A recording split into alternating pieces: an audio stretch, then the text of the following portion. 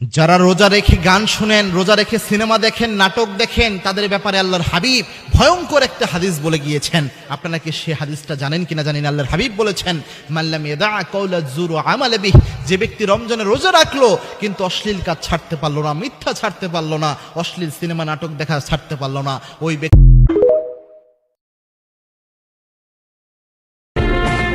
ঈদের মার্কেট তো দূরের কথা, যেখানে ঈদের ছুটি পাওয়াটাই বিলাসিতা। আমরা প্রবাসী জনাব, ঈদের দিন নতুন জামা পরাটাও আমাদের জন্য অভিশাপ।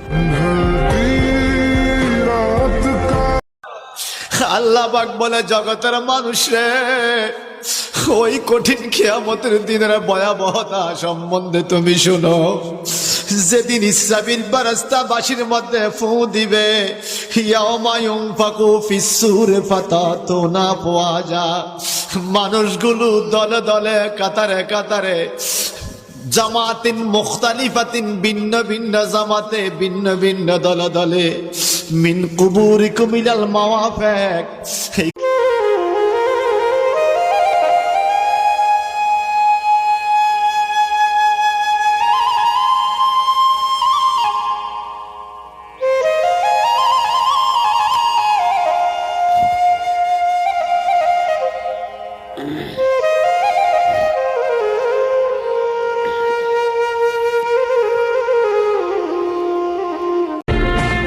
ঈদের মার্কেট তো দূরের কথা, যেখানে ঈদের ছুটি পাওয়াটাই বিলাসিতা। আমরা প্রবাসী জনাব, ঈদের দিন নতুন জামা পরাটাও আমাদের জন্য অভিশাপ।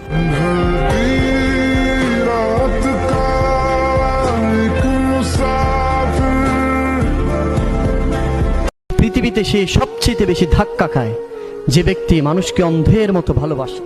মানুষ যখন তার কাছে এসে সুন্দর কথা বলে, সে মনে করে যে এই মনে হয় আমার সবচেয়ে আপন, মনে হয় আমার সবকিছুর আমানত এই রাখতে পারবে, এর কাছে নিশ্চয়ই আমার সুখ শান্তি সমৃদ্ধি আছে।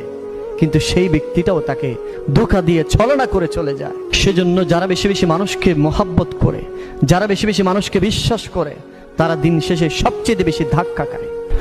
সেজন্য যারা অন্ধের মতো মানুষকে বিশ্বাস করে, তারা মানুষ থেকে অপমানিত।